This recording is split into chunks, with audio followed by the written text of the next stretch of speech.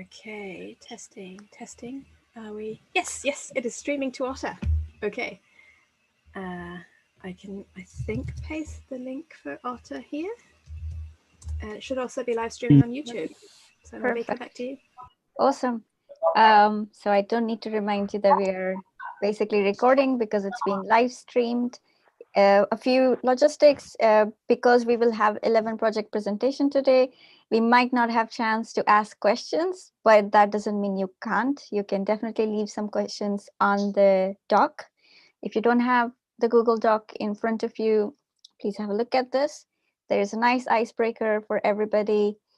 And I need to remind you that there is the code of conduct that applies to this call. So if there is anything you would like to report, please write an email to team@openlifesite.org, or you can also email you, Bernice, and me separately if there's something that you would rather tell one of us. With that, I am very, very happy to welcome all of you. Several of you have been part of OLS 3 as project leads, and we are very, very proud of you. We are ready to cry, and we do have some presentation in sequence, so we'll go as that. At this point, if you feel that some of the ordering might be adjusted, please ping you in private and she can help. So without further ado, I'll invite Kendra to talk about Open Science Office Hour. I think you have to enable screen sharing, maybe? Try again? Yeah, go for it.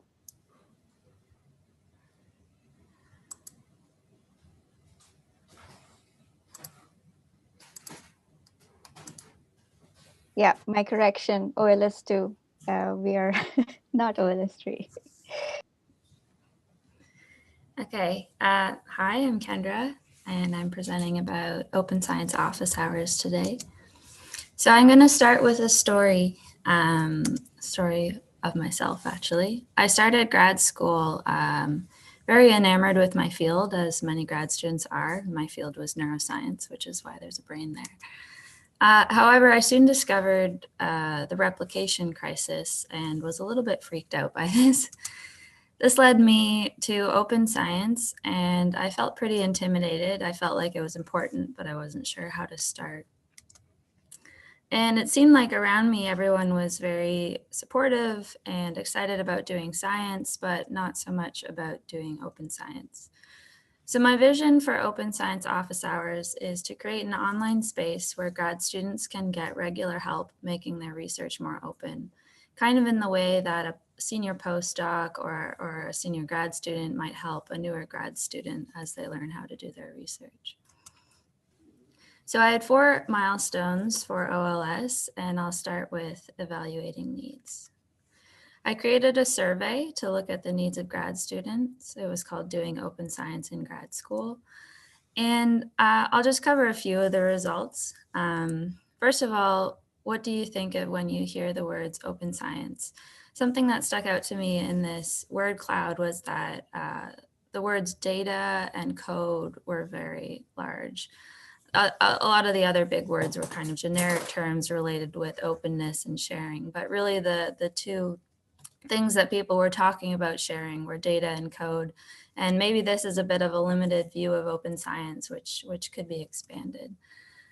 We asked them what kind of barriers they faced when trying to do open science. And I was actually surprised to find that more than half of the participants had limited skills, support, and time.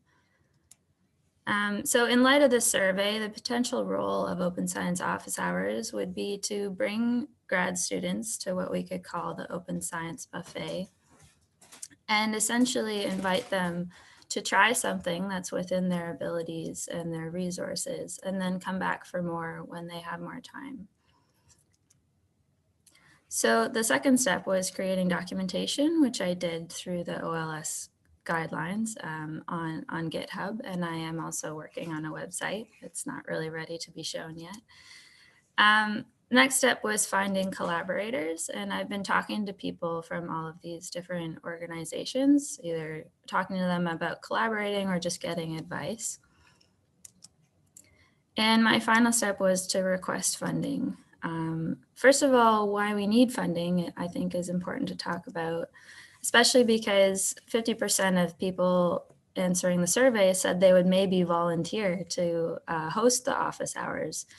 But unpaid work is more accessible to those who can afford to volunteer. And so I felt like to avoid making EDI issues worse, it would be important to pay the volunteers.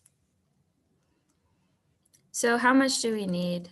Well, considering a wage of that's the equivalent of the TA, the teaching assistant wage at my university, I looked at different situations for like how often we would hold office hours and how many hosts we would have at each office hours and whether we would pay them for admin, so like answering emails during the week.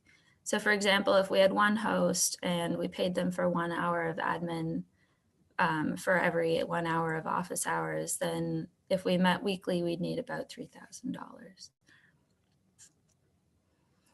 I found some potential funding opportunities as well. I won't go through them all, but basically some of them would be for overhead costs and some would be for collaborative events. So these organizations, I could ask, hey, do you want to partner on 1 office hours and pay the TA for just say 1 week or a few weeks. Next steps are to finalize what each office hours would look like, which would make it easier to ask for funding if we have a very clear plan.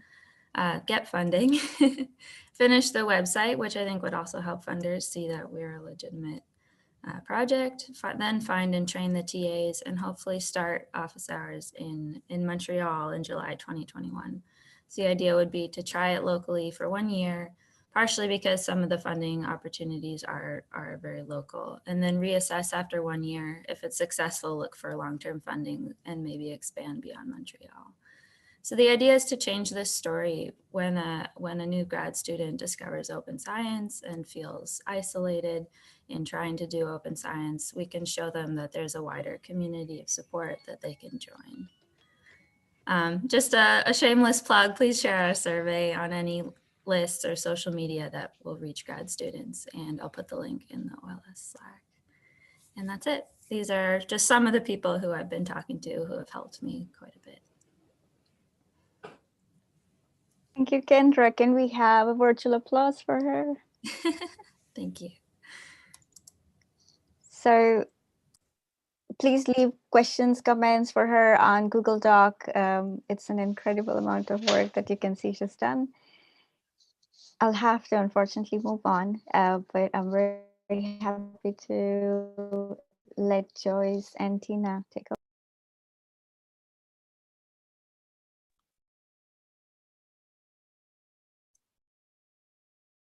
Can you all see the screen? It's still loading. Oh, it's still loading. Mm. Come on. Yeah, there you There go. we are. Okay. Okay. All right. So hello, everyone. Joyce and I are happy to graduate today from the OLS program. As part of the second cohort, we would like to tell you about our association Open Innovation in Life Sciences, short OILS. And we would especially like to present our advances in the last couple of months, especially why we're very thankful to having been part of OLS.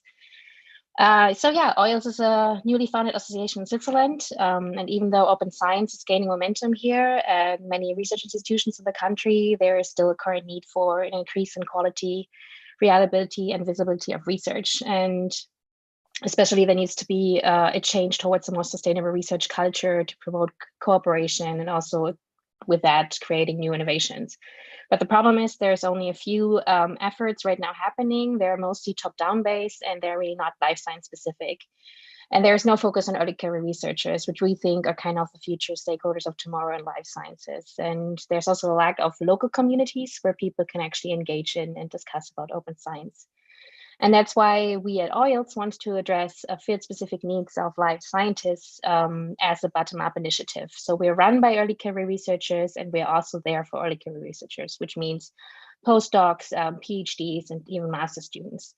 We want to stimulate scientific discussions and collaborations, not just amongst ECRs, but also with other stakeholders. And we want to inform them what open science is to them and how they can practice this on an everyday basis in the lab or at the computer. And in order to realize our efforts within the life science community in Switzerland, we engaged with 3 pillars of activities. First of all, we have our most established event, which is the annual conference happening for the 4th time next year. And there we want to stimulate scientific discussions and collaborations. And to do this also throughout the years, we even engage also with public discussions by inviting experts, and also give courses and workshops in the next years to just routinely help these ECRs to do open science. And as I've mentioned already, everything we do is motivated by early career life scientists, but we're also supported through our advisory board and others by leaders in open science. Joyce and I are passing on probably our director's roles soon, and we were starting to think about this year how to future-proof our organization and how to make it more sustainable in the end. And that's kind of how OLS came into the picture. And this is where I take over the presentation. And we actually came across OLS quite by accident. It was a happy accident where we got tagged on Twitter because we have very similar Twitter handles. But as a result of this, we actually submitted an application to kind of work through this thinking about how to make oils future-proof. So we got paired up with a really great mentor, Aidan Budd, and through what felt like open science therapy sessions, we kind of focused on 2 main points in terms of trying to make the Oils Association future-proof. So the first point we kind of we focused on is community building. We wanted to build an inclusive social framework and open culture where people feel like they want to contribute and they're free to contribute to oils. And as a part of this community building, we actually brought on board this quarter new leadership. We brought on 2 new associate directors and a project lead with the idea that maybe 1 or 2 of these people would step into our shoes when we leave. And if not, they would be there to support whoever would step into the next operations and program director positions. So the second point that we kind of focused on is knowledge transfer. So right now, the Oils Association exists in Tina and my heads, all of the knowledge in terms of how to run oils and how we do things. The challenge here is to transfer everything that's in our heads to the heads of the new leadership and also the new members of Oils. And so what we did here is we essentially decided that we needed a wiki knowledge base to kind of store all of the information that we have currently. And so this is where we kind of met up with the Wikimedian expert Giuseppe Perfiti. Giuseppe actually in this program helped us pick the technology that we use for our wiki, to making sure that it has all the features of a good wiki in terms of making the knowledge on it findable and accessible. He also gave us some really great pointers onto how to keep the data on the wiki up to date and relevant to the organization. So with his help and with his advice, we actually set up the wiki in the past couple of months, and we're onboarding the new members of Oils and also the new directors onto the wiki at the moment. And the wiki contains basically SOPs for our conference organization, for paying bills, bank account information, all of our business and network contacts to pass on to the next generation of Oils members. So thanks to the OLS program, we were able to bring on more members to Oils for the next generation. And on top of that, couple that with a way to pass our knowledge on to the next generation of Oils members. So we hope to have built a good foundation for Oils to stick around for many more years in the future. Another amazing work. Can we have a round of applause, heart, confetti, whatever? Please Thank you send them so in much, the guys. chat. This Really is appreciate it. amazing. I am, I'm beyond thrilled that you have done so much amazing work. I'm gonna then move on, and I'm sorry, I know we should be taking more time to celebrate this, and we're gonna stay around, but I'm also very happy to hear from our next speaker, Danny.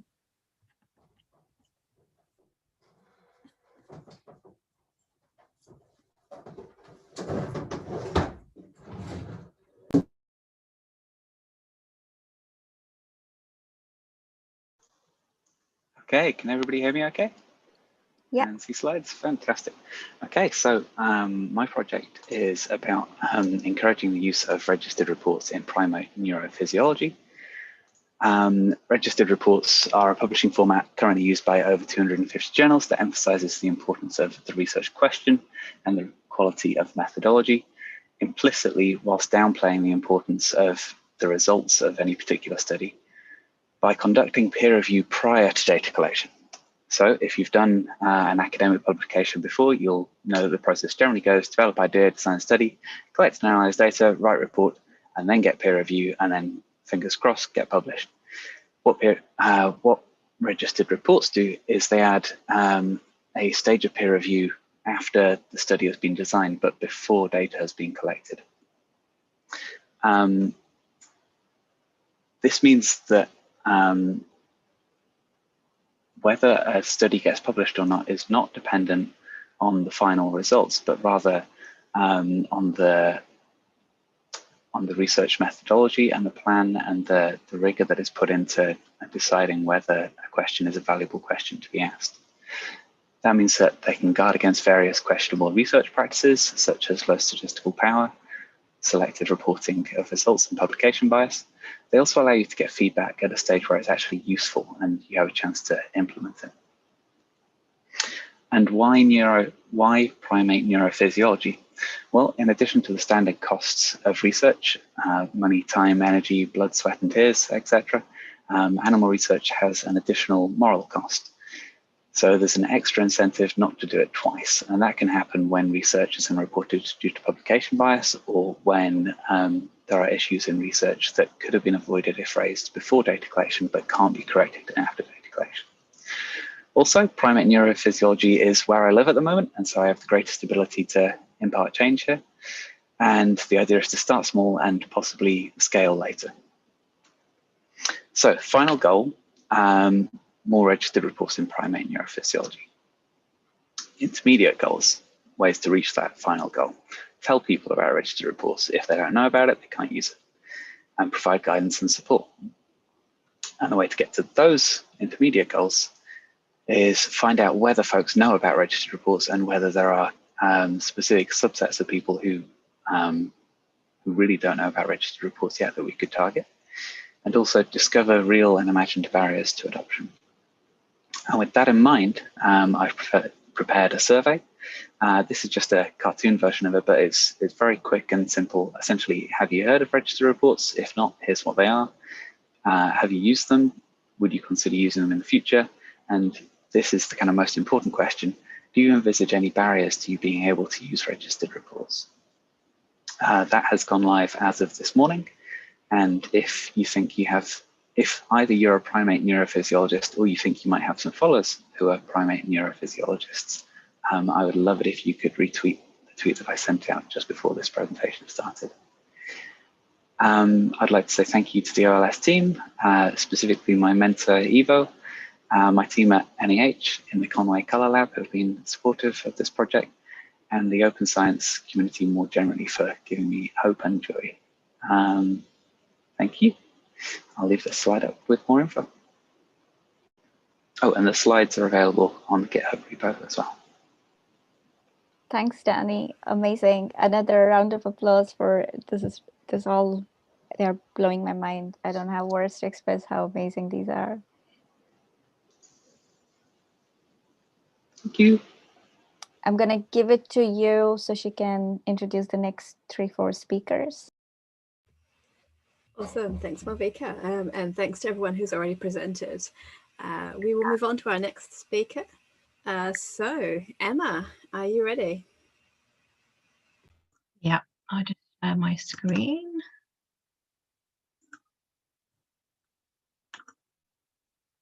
Okay. Just tell me when you can see it. Is it up there now? It's sort of thinking about it. Thinking about it. There we go, you're good. Okay, great. So my project is about open science in phytolith research. And so I thought I'd start off by talking about what phytolith research is, because it's not very known area. A bit more just, oh, gone too far now. There we go. So what phytolith research is, it's about any researchers that are using phytoliths to research things such as archaeological and paleoecological questions about environmental change and plant use. So phytoliths are these little microscopic silica bodies that are found within living plants, and they can last for thousands of years in soils, which is why they're often used by archaeologists and paleoecologists. So we're trying to answer questions about changes in biodiversity, climate change, and human use of plants over long time periods. So I actually did a study earlier this year to look at open science practices in phytolith research, and unfortunately I found that there was very poor data sharing and lack of really open science practices throughout the discipline. So this is why I wanted to join ALS2, and I think at the beginning I was feeling a bit like this grumpy cat because I had a lot of problems to overcome, which were the lack of awareness, the lack of knowledge really about open science in general, and also poor data sharing, which was really the thing I wanted to focus on long term. And so how I planned to do this was to raise awareness by giving talks and writing blogs, particularly to my association and within my discipline. Also to start to develop a training workshop to address this lack of knowledge and skills gap in my discipline. And then also by establishing a working group for open science in my field to start to address some of these issues. How did I actually get on? So I've been doing quite a lot of talks, and I've done 2 main online talks, one to the Association of Environmental Archaeology, which is the main association sort of in my wider field. And there was a good turnout, about 90 people with lots of good questions and feedback. And I also spoke to a really great early career researcher webinar series called PaleoPerks, which again was attended by about 40 people and people watching on YouTube as well, and was very well received. I've actually got quite a few emails from different researchers from giving these talks, so it's actually sort of sparked a bit of interest in both of these areas. And I'm also planning to give a talk to the next Association of Environmental Archaeology conference in the spring, which is actually about open science. So I'm really glad they've chosen that particular topic to focus on. So I've been doing also lots of blogging. I started my own blog called The Open Archaeobotanist, so you can check it out there at that link. I'm aiming to write 1 blog per month about the open work that I'm doing within my field, other people's open work, and just general open science things that I've been up to. It's going quite well. I've had about 80 views of my posts, so for my small discipline that's quite good actually, because not many of us. And I've also done a micro blog for the International Phytolith Society website, which is the main association within my field, so that's really good for getting the news out about my work. And I've also been blogging more widely about my field work I've been doing this year to the Botanical Society of Britain and Ireland. You can see me doing my field work there in the plants, sitting in the plants, which is my natural habitat, I suppose, and also to the Hampshire Wildlife Trust, so to a sort of wider audience. In terms of the training workshop, I'm kind of making steps towards that goal. And one major step that I made was I actually attended the Turing Way Book Dash in November, where I wrote a chapter in collaboration with Malvika and Paul and the rest of the Turing Way about getting started with GitHub, which Malvika and Paul have actually helped get published in the book in the last week or so. I'm also planning to apply for the Software Sustainability Institute Fellowship because I really want to develop my work on accessibility, open science skills in this fellowship, hopefully, especially the work about getting used to using GitHub and collaborative working, which is something which really is not done within my particular field. So I hope to sort of pass on that knowledge. And then my working group is going really well, actually. I've got 6 early adopters that are really actively working with me. And we've had our first meeting last week where we meant to speak for 1 hour, but we actually spoke for 3 hours. So I think that's great. And we have the support of the International Phytolith Society. So that's great. And we will become, hopefully, the International Committee for Phytolith Open Science next year, which is an amazing thing for me. And yeah, we've got wider interest to form working groups within wider associations within archaeology and paleoecology, and we're actually really actively working on a funding application to EOS to start a verification project.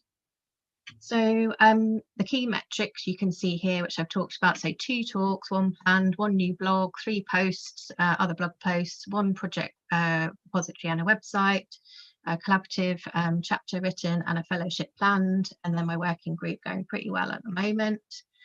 So things moving forward is to secure funding, hopefully for this verification project, to increase engagement with the community, to move from early adopters to my larger target audience, and then maintaining engagement of that audience. I just want to finish with saying thank you to our great leaders, Yo, Malvika, Bernice and Emmy, my mentors, Ivan and Sarah, and the expert help I've had from Patricia and Cassandra along the way. And thanks to also to all of the OLS project leads and mentors and other experts that have helped me along the way. Thank you very much. Great job, Emma. And can we have another amazing round of applause for another amazing and really exciting presentation, everyone. Don't forget, folks, to add the comments and the questions in the Google Doc, and we will hop on to Eva. Eva, are you ready? Yes.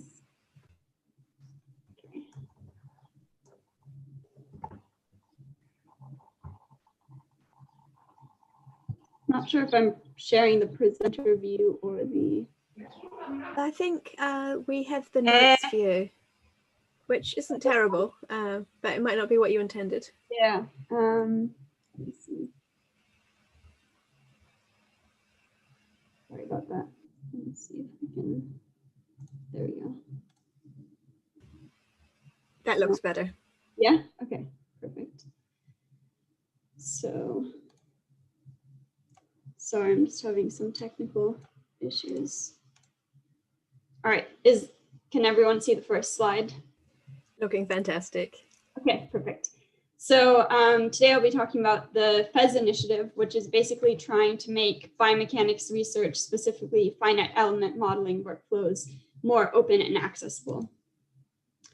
So essentially this idea was first formed when we got some funding for a workshop to host at our university, and we tried to collaborate with another research group because in our experience, this sort of methodology is very insular in each research group. So we were already trying to form a smaller community within our university.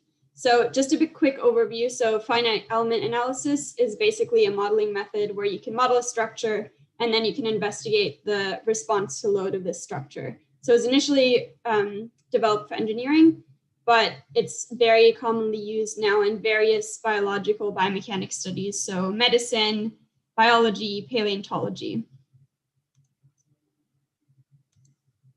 So here are some examples on all of the different applications. But the problems with this is that the programs are usually very expensive and there's not much collaboration between different labs. Each lab kind of has their own preferred workflow, and there's not a lot of communication about those workflows. So if you're starting out, unless you have a mentor in your lab that already knows this method, it's very difficult to learn. So we wanted to initially we wanted to just host a workshop where people could discuss their modeling workflows, but then we heard about the Open Life Science program, and then we decided actually we want to make this into a broader project where we can make a website and then people can deposit their own workflows, and then we can also provide freeware alternatives for the usual programs that people use.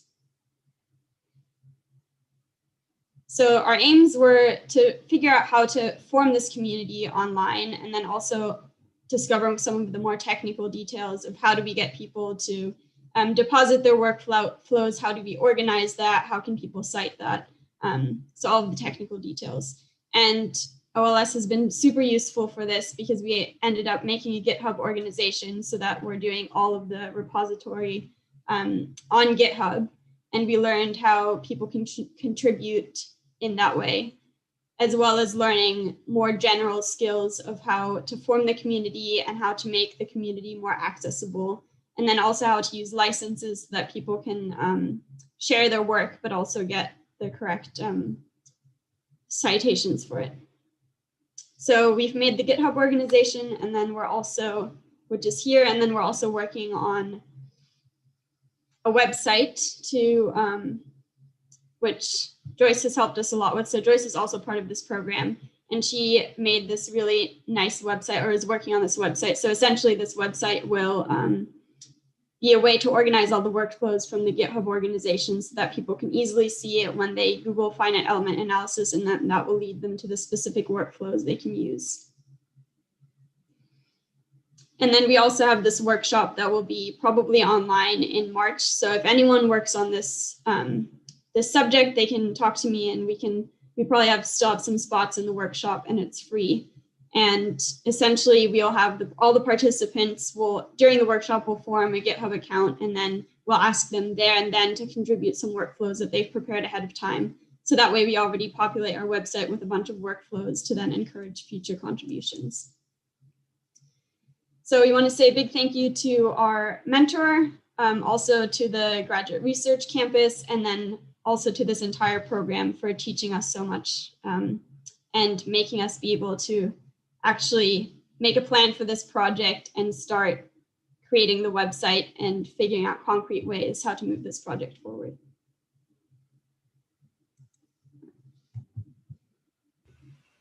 Okay, great job. It was really exciting to see. Once again, a huge round of applause, everyone. I really just want to go into the microphone, but I know that will break everyone's ears, so I won't. With that, again, add questions to the Google Docs, and Ismail, Laura, and Sophia, are you ready?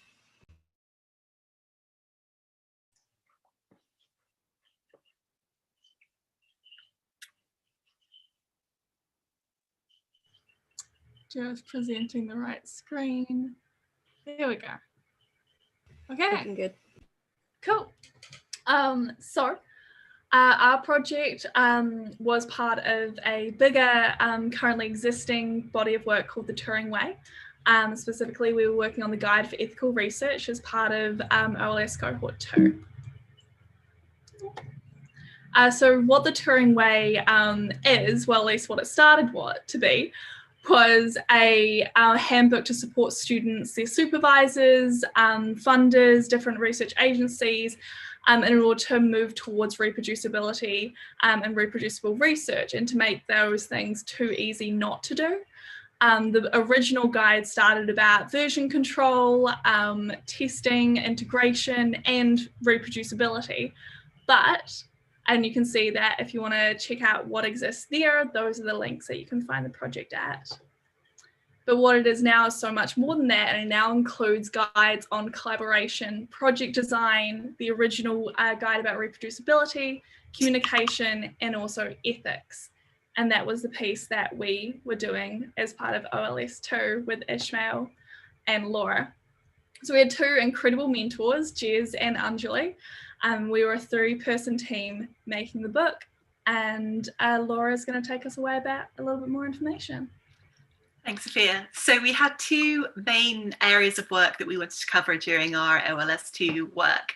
One was around the guide itself, so providing information for data science researchers, their colleagues, their teams more broadly, about how to make their research ethical. And we wanted to make this a holistic approach to ethics, thinking about all different stages of research, about processes, about outcomes, as well as to equip people to advocate for ethical practices in their research and provide a central point to access lots of information to support ethical research. But to go along with that, we also wanted to create a community. We wanted to kind of put in place this virtuous cycle, a community of contributors who want to learn more about ethical research, who have things to contribute, experts in, well, researchers who want to learn about ethics, ethicists who want to learn about research, and to create a community that is building and learning together. And so our vision for OLS was that we wanted to develop our collaboration skills. That's why we applied as a team.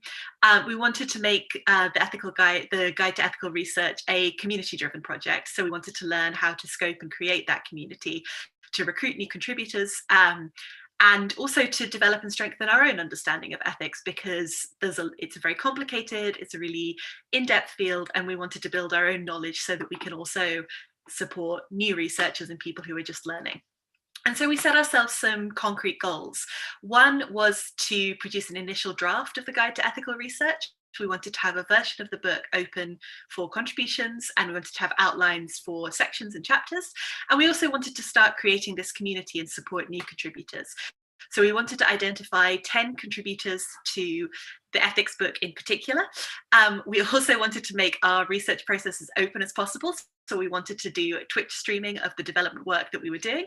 And we also wanted to put in place a roadmap for discovering wider communities of collaborators so that we could keep growing the community. So I'm going to hand over to Ishmael to talk about what we achieved. Thank you. So really briefly, what did we actually achieve? Well, we finally have an introduction to the ethics guide.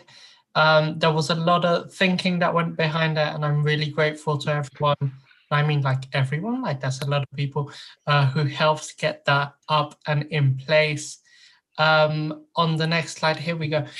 We also have some cool Scriberia illustrations. So the Turing Way works with these cool illustrations, CC BY, perfectly reusable. And it's just been really exciting to work with them, getting some things from human rights and just things that actually highlight that data is people or data are people. That's up to you. On the next slide, so the actual achievements we've had through all the work we've done with our mentors and everyone we've met throughout OLS. Well, first of all, we opened, closed, and merged many PRs. And also, I think I can say this, Laura and I actually had to learn quite a bit about GitHub, which has been really, it went smoothly only thanks to Sophia, who is a star. And also towards the bottom of the screen, you can see that we have an active Slack channel with 17 participants, which we're really pleased that people are engaging in these conversations. We also had the very awesome Book Dash Malvika led in November, where 8 people engaged. And these are just numbers. What's really interesting here is the actual conversations that go on in the background, and they're just also awesome. Back to you, Laura. So how did we do against our goals? So we have, as well as the introduction chapter that Ismail's already mentioned, we've got pull requests open for 9 more chapters. And we've got outlines, like extensive outlines for 5 of those chapters, which is really exciting. We have 9 active contributors to the book, that includes the 8 who were part of the Book Dash. So who wants to jump in and be number 10? Please do come and join us. Sadly, we were never able to get the Twitch streaming off the ground, despite a lot of effort. The technology just wasn't on our side, but hey, maybe we'll give it another go. And for the roadmap, yeah, we do have a roadmap in place. We've got immediate next steps, which is to keep writing the chapters that we have in progress, to keep being part of the broader Turing Way community and the collaboration cafes, both to contribute ourselves and also to support new contributors. And we're also planning to apply to the collaborators workshop run by the Software Sustainability Institute to be held next year to recruit people from outside of the existing communities. In the longer term, we want to keep mainstreaming ethics into Book Dash events. We're considering the possibility of doing a dedicated ethics Book Dash, potentially with other networks that we have, and maybe presenting the ethics book at other conferences, maybe ones that are perhaps more broadly focused, so the RightsCon next year or the FACT conference. And we're going to keep staying connected. As we mentioned already, there's a Slack channel, there's co-working hours, we'll be part of future Book Dash events, and the 3 of us are going to continue working in different ways on building the ethics community and the broader Turing Way community. So back to Sophia. So again, this was all part of like this cohort that we've all been part of. And so we've had massive highlights within that, with those be the workshops, the community, all of you guys that we've got to learn, and the conversations that we've had. And so a massive, massive thank you to the OLS team, and also all of you for being this cohort, supporting us. And yeah, thank you, everyone. Huge round of applause, and I am doing my rock concert screams in the background as well. You just can't hear them, but they're there in spirit. Okay, I think our next person is Teresa. Teresa, are you ready? Hi, yeah, I'm ready. I will try to share my screen. Can you see? Looks good. Okay, perfect. Just a moment. Okay, so my name is Teresa Laguna, and I'm a postdoctoral bioinformatician in the Food Institute in Madrid, in Spain. And along with Laura, who is my colleague, we are trying to develop this project with this long title, and I will explain a little bit more now. So why we started this project? So first thing is that we feel that the Spanish society is not very connected with the scientists. So if you see here the Zero Barometer, despite the Spanish people think this, they are the most, they are the country with most confidence in science work, they feel they are very low informed compared to other countries. So this is one thing. And the other thing is that we feel that there is a massive spreading of pseudoscience facts in social media and in the last times, especially, you know, with the theme of coronavirus, which you already know, all of you. So the idea here was to try to promote and nurture the relationships between the public or the society and scientists, and also to engage scientists in multidisciplinary communities to work open and try to solve people's problems. But how to do that? So through our mentor, we found out some people working in engaging the public in the Cambridge University, and they provide us this very good tool in the initiative Engage 2020. This tool is called actioncatalog.eu. I think it's quite useful if you want to have a look after that.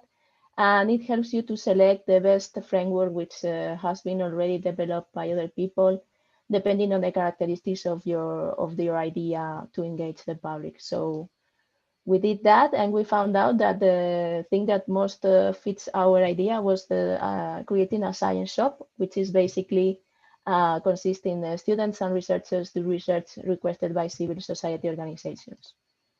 So we thought, because we work in a food research institute, that it was a good idea to create a food science shop, which is not very common at all. And just to show you what it is, this is the basic scheme. There are different variations, but this is the most common thing. So the science shop gets the questions or research requests or problems or needs from the public. It could be civil society organizations, patient groups, or the general public, and transmits this research request to a scientific community. So look for a specific scientific group to perform the research to try to provide solutions to the public. And also the science shop would communicate the results. So the idea is that the people feel more connected with science, feel that they can, the science is worth for them, so it's useful, and also they can start thinking more in a scientific way. So this is an example of a very successful science shop already running for 40 years in the Groningen University in the Netherlands. So this actually is the report from last year, and they have developed a lot of very successful projects.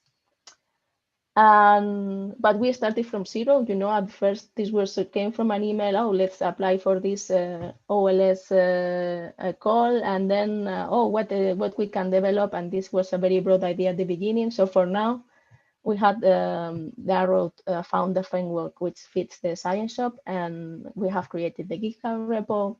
This is the README file, and also we have started creating the website, which is in Spanish because we try to contact with the Spanish public, but it's still in a very early stage.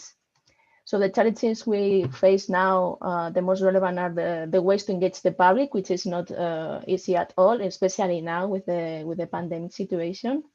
We have no funding yet, but we have some ideas to get funding in the future. And the sustainability, this is a very important thing for a science shop because it can be developed if you want to have to decide if we will want to do it in a permanent way or just project by project, or it depends, no? So we will think is good to start is to develop a pilot project in which we are the researchers, so we perform the research ourselves, and if it's successful, then it's easier, we think, to get funding, and then also involve our research institution and make it more sustainable in the future. So one thing, okay. So for that, we need collaboration. So if you want to collaborate, we of course open to that.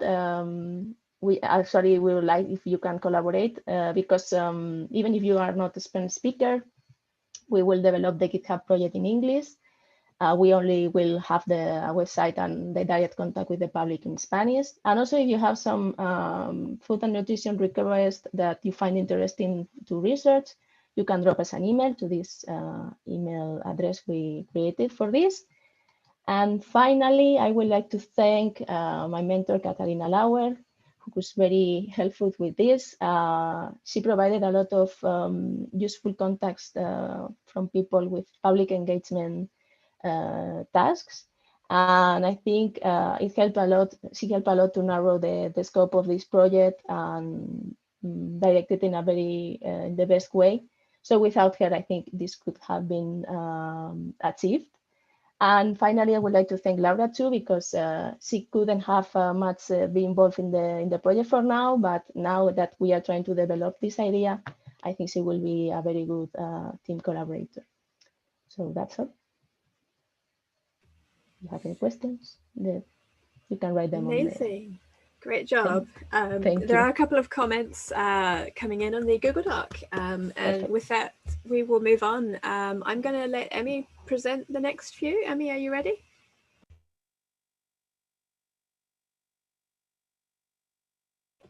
I can't hear you, Emmy.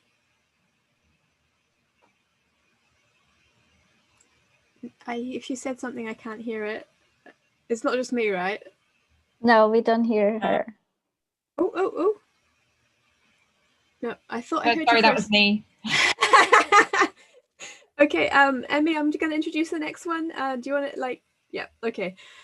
So in that case, Marcus, are you ready to present? Yes, hi everyone.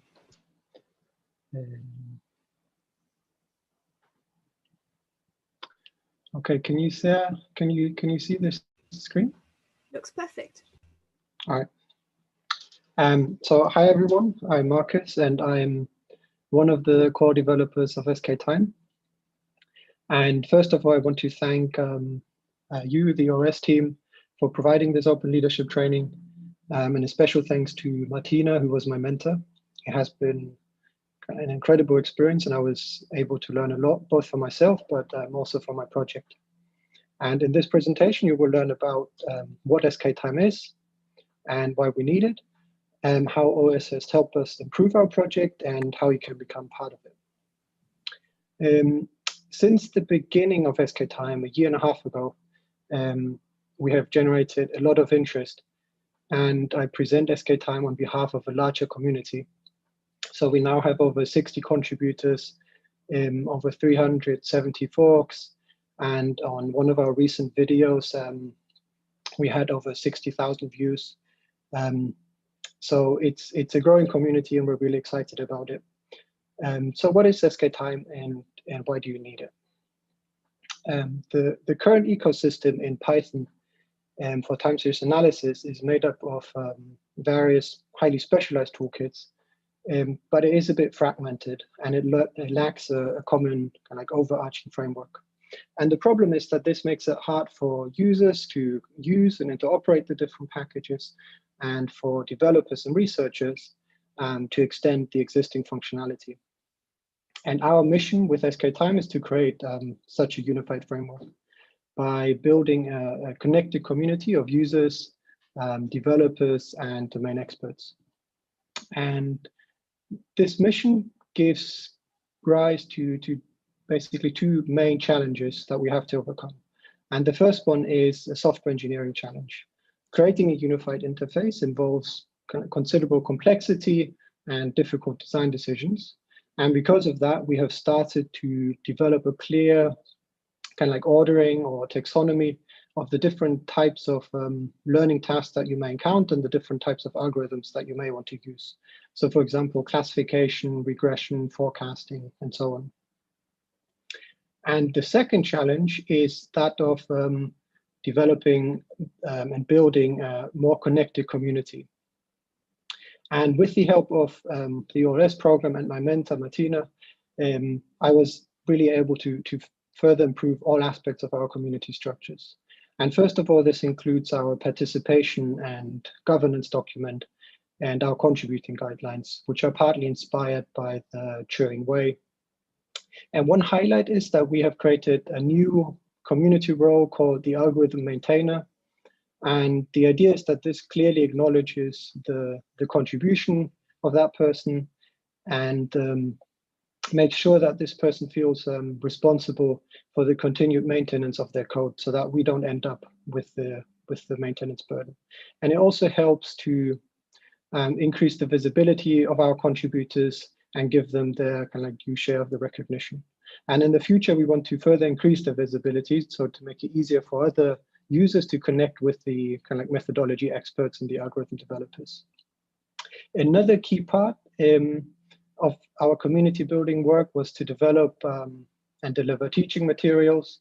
And Martina played a key role again in reviewing our documentation and kind of like suggesting ways to improve it.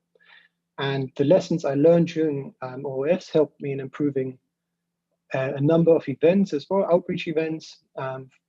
So for example, we have our own mentorship programs, but we also work together with Major League Hacking, and we ran a sprint at the PyData Global.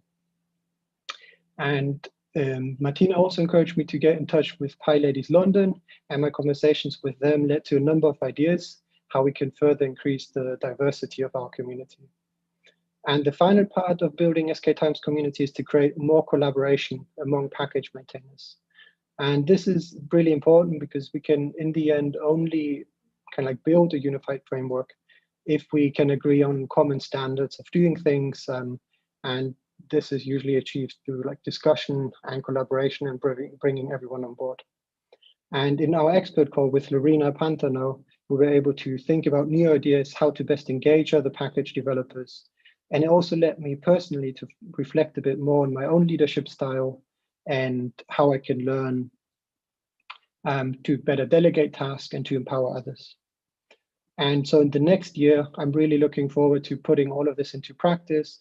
And we will run a joint workshop on time series analysis with 3 maintainers from other core packages in the ecosystem at the Applied Machine Learning Days 2021. So being part of OS has been, as I've said, an incredible journey. Thanks to all of you. I think the weekly calls for me have been a personal highlight. I really enjoyed all the conversations, and I learned really valuable practical lessons in every meeting. And if you're interested in joining SK Time, or if you want to find out more, please get in touch. Any kind of contributions are welcome.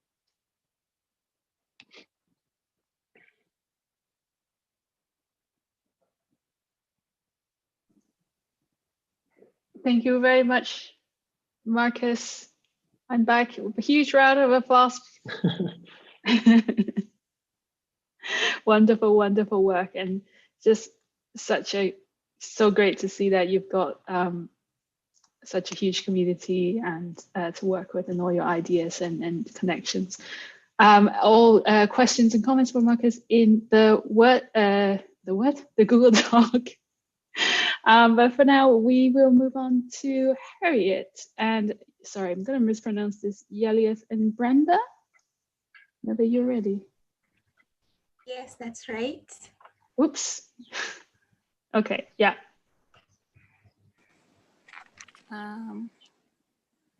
Thank you.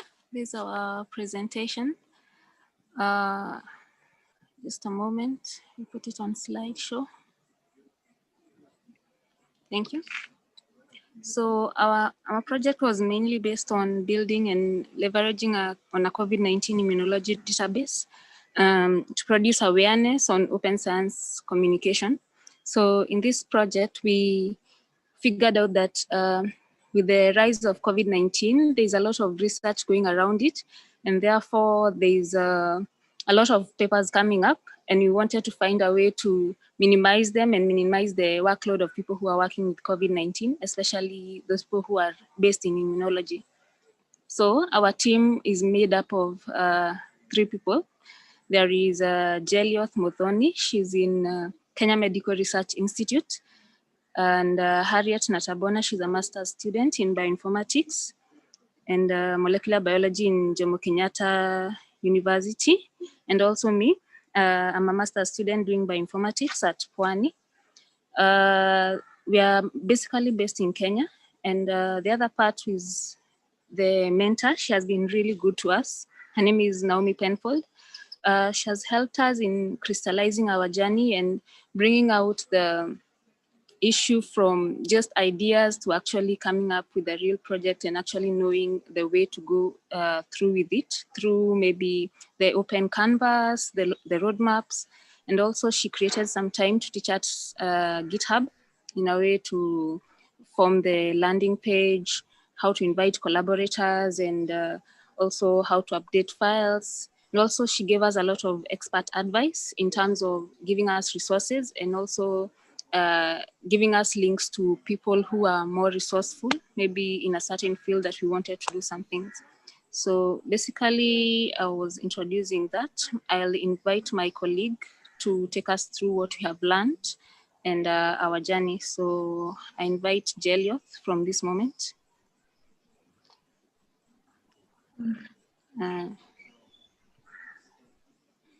Oh, sorry, I invite Harriet, sorry. Thank you very much, Brenda, for inviting me. We can move on to the next bit of the presentation, where we talk about the value of our project. As Brenda had mentioned, the COVID era has seen a rise in the use of research in preprints and open access full articles across many topics. And the idea of our project was to seek to hopefully develop a tool that can better the literature research experiences of researchers in the COVID-19 immunology and vaccinology field. And we were hoping that from the outcome of our tool, we can raise awareness on open science communication, which is, sorry, okay. Sorry, just having some technical challenges. Okay, sorry about that.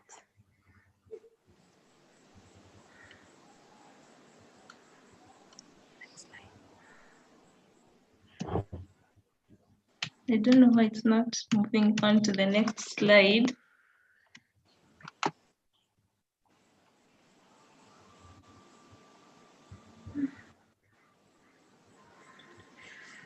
I swear, folks. Would it help if someone? Oh, fingers crossed.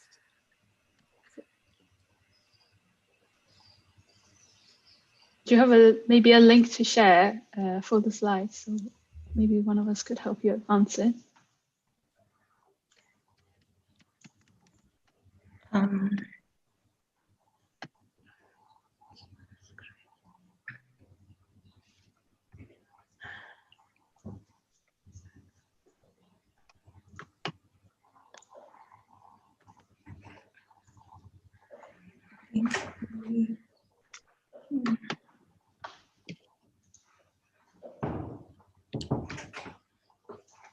Is it the same file that you shared a couple of days ago? Because I could share it or try.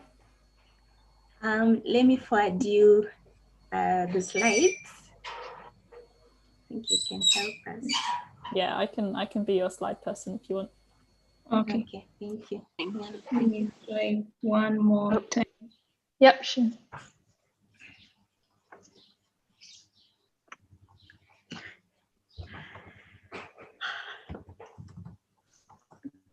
That works?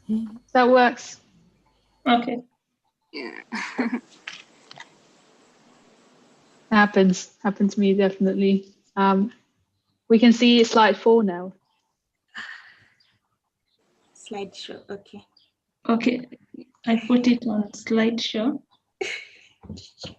Yes, Juliet. Okay. Okay.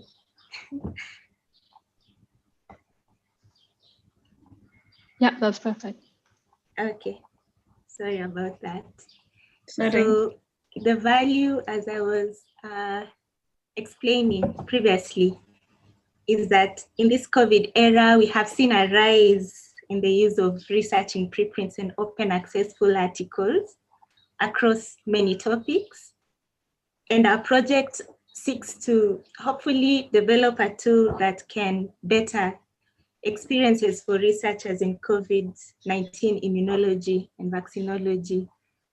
And because open science communication is not quite an awareness in our communities, we hope that the outcome of our tool can give us a platform where we can raise awareness for this.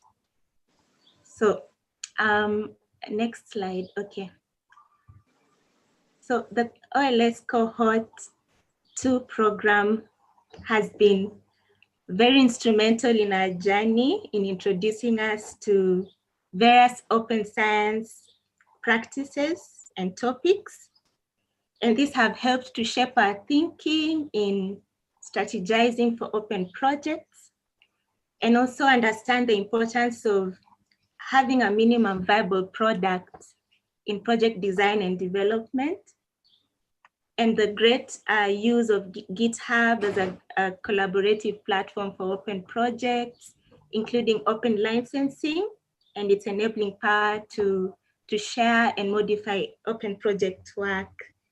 And finally, we've understood the role and the meaning of open access publishing in scientific research, which is one area that resonates with our project idea. Next slide.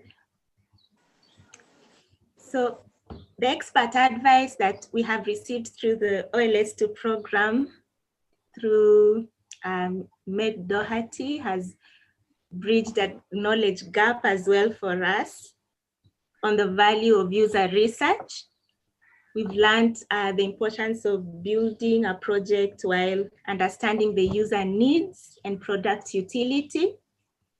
And with this, we have seen a leap in our project from paper to actual interaction through engaging user research interviews from a few researchers in the community.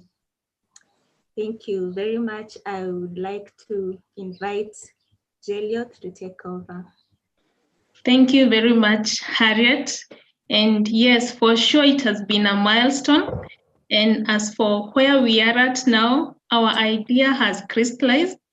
Unlike it was before, we've got an idea of whereby we want to create a database whereby we are going to be storing up papers on immunology in line with COVID-19 that can be easily accessible to the researchers and interested communities. And through this platform, we are going to use it to leverage and to show the importance of opening up papers. And through this, it's through the guidance of our mentor who has been very resourceful, our experts' advice, and even the cohort lessons that we have learned on how to go about open science through the use of platforms like GitHub. And through this, we have been in a position to crystallize our ideas on how to go about it, what we need, and even who to approach. And as my colleague have stated it well, is that we have approached a few user research interviews so that we can be in a position to identify on how the situation is on the ground. Yeah. And what next for us? We desire to approach more user researchers so that we can be in a position to know the real picture, their needs, and so that we can easily be in a position to meet their needs. And we also look forward to do more market research so that we can be in a position to find out people who have similar ideas like we do to find inspirations. And in addition, to find people who are different from us so that we can be in a position to appreciate our uniqueness and their uniqueness. In addition, we look forward to having more collaborations with people, our OLS community. We invite you to collaborate with us for those who are interested. And with that, how you can reach us? You can reach us through our GitHub, our contacts are there, our emails, our social media handles. They are easily available on our OLS repository. We'd like to give special acknowledgement to the Open Life Science for giving us this platform to learn. We have learned so much. We can't thank you enough. The organizers, our mentor, Naomi Penfold, who has gone out of her way to support us, who has been very patient with us, very resourceful to help us in crystallizing our idea in the cohort, in the OLS program, and even she's availed herself to support us even after the OLS. And even she's here with us. Naomi, thank you very much. And even our expert, Meg, we really do appreciate for exposing us on how to go about the user research interviews. Our cohort community, it has been a great time interacting with you in our cohort calls, even in the breakout rooms. We also approached Emma, who works in Cambridge, who took us through on how to go about the interview experts. We'd also like to appreciate the few user research interviewees that we have contacted, for they have been very resourceful for finding time to share with us their experience on how it is. Thank you very much.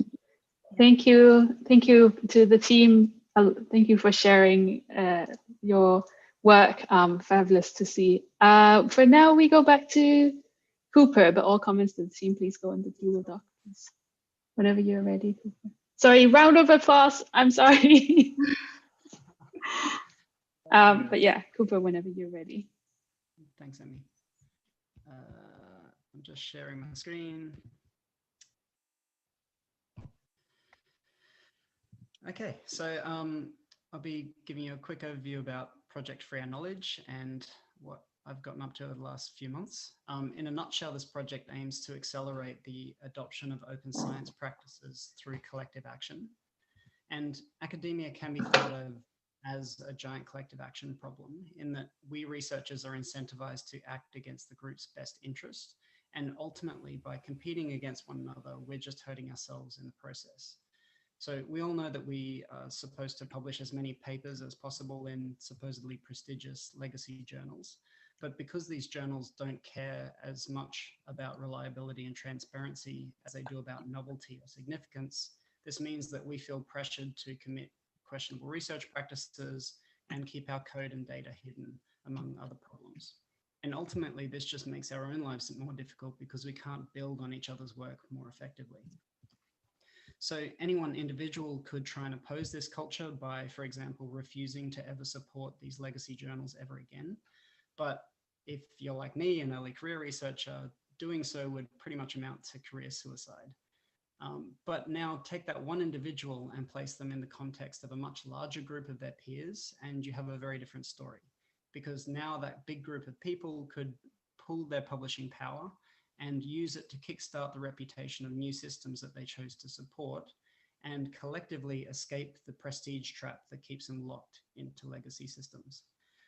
So this concept is known as collective action, and of course is nothing new. It's been used for centuries to resolve collective action problems in a wide range of contexts. For example, any workers' strike takes this approach. And in more recent years has been brought online with the likes of Kickstarter and Collaction, which are online platforms that use conditional pledges to make sure there's a sufficient level of support for action before action is taken. But for whatever reason, this approach of collective action has not been used in academia in any kind of systematic or organized fashion. And that really is what Project Free Our Knowledge is trying to do. It's a platform that aims to help researchers organize collective action so that we can reform academia and move towards an open science future. So the way it works is that anyone can propose and develop a campaign using our GitHub repository. And basically these campaigns conform to the format of we will all take action X when Y number of pledges have been made. And so these actions can be as simple as publishing a preprint or uploading some data, or something more complicated like refusing to support certain journals and only supporting those that comply with certain criteria. So once the campaign has been designed on GitHub, then we put it on the website. And at this point, we put it out to the crowd. So now anyone around the world can make an anonymous pledge to act if and when that critical mass of support is met. And crucially, at this point, there's the pledge remains inactive and anonymous. And so there's no threat to the person's career. There's no possible retribution until they have more support from their community. And so then if we do reach that critical mass of support, then everybody who has pledged to that campaign is listed on the website, and we contact them and direct them to carry out the behavior together now that they have the protection of their peers. And so finally, once the campaign has run its course, the goal is to then analyze the outcomes of this campaign so that we can work out how many people pledged, under what circumstances, and use this information to design better and more successful campaigns in the future.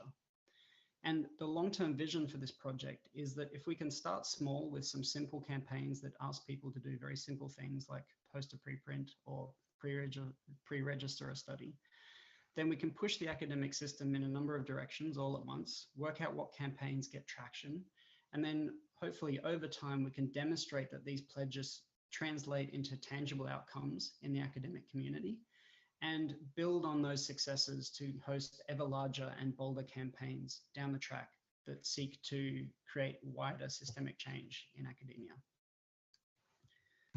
So with that, I'd like to invite you to get involved. Some of the ways you can get involved are to collaborate to develop new campaigns.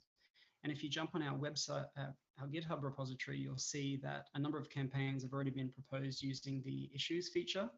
And so if you take a look through, you might see some campaigns that you're interested in. If you do, I'd love you to either comment or even just add thumbs up just to show that that campaign has support.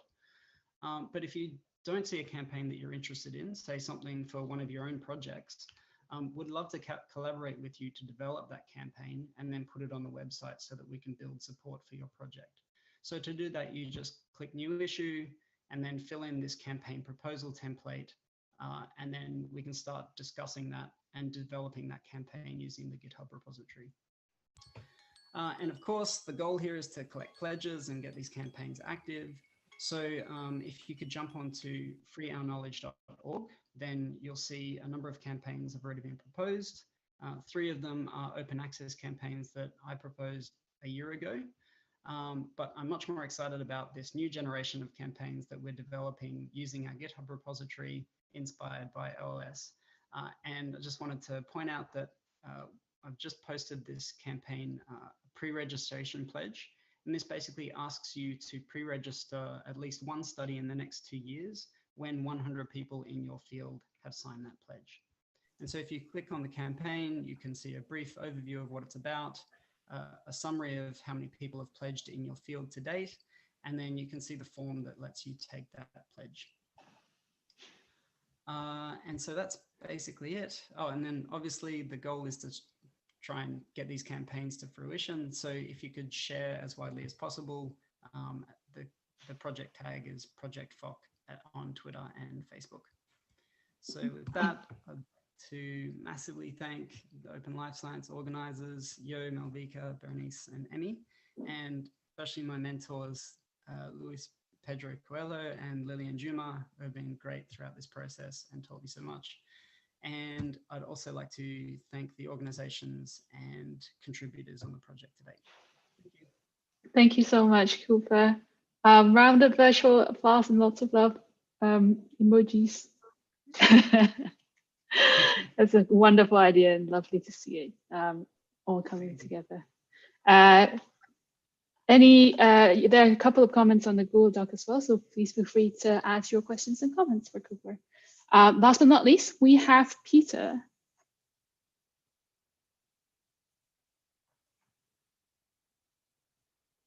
Do I see Peter around? I don't think we do have Peter, you know. I can't see him on the attendee list. I thought I saw, but